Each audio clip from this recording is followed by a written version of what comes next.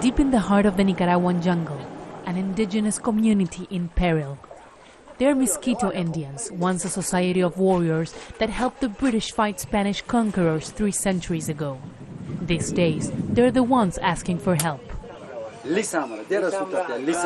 The river is going up as never before. All our crops are underwater. Before we had a drought, and before that, the Felix hurricane. Since then, we had to start feeding our family with this. We are desperate. Climate change is having a devastating effect here. Miskito Indians subsist on food they grow or gather and hunt from the jungle and rivers. But an unstable climate has made weather patterns unpredictable and basic survival more difficult. Don Carmelo is the village's elder and takes us to see why they believe they're at risk. Look, this is what is left of our rice.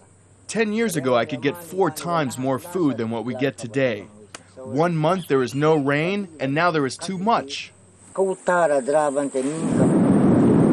This river, the Rio Coco, is the only way to reach the Miskito communities because there are no roads around here. And that's their main problem, their remoteness and their dependency on nature for their livelihoods. That's what makes them vulnerable to climate change.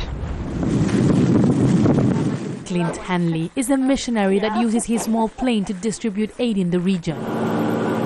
He shows us the devastating effects that Hurricane Felix caused 9 months ago.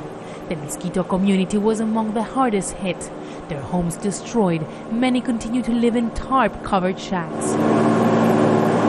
This area has pretty much been left out of civilization, as well as missionary work, as in religions have not come in here. A lot of the aid organizations don't come here. It's not on the tourist track in any way. So it's kind of left out of the world. But in the village, people say that they have been asking the government to move them somewhere else, away from danger. They say nobody listens. We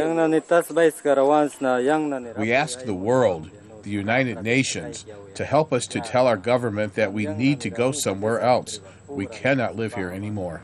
Aid agencies say that at least $50 billion a year is needed to help communities like the Miskito adapt to climate change.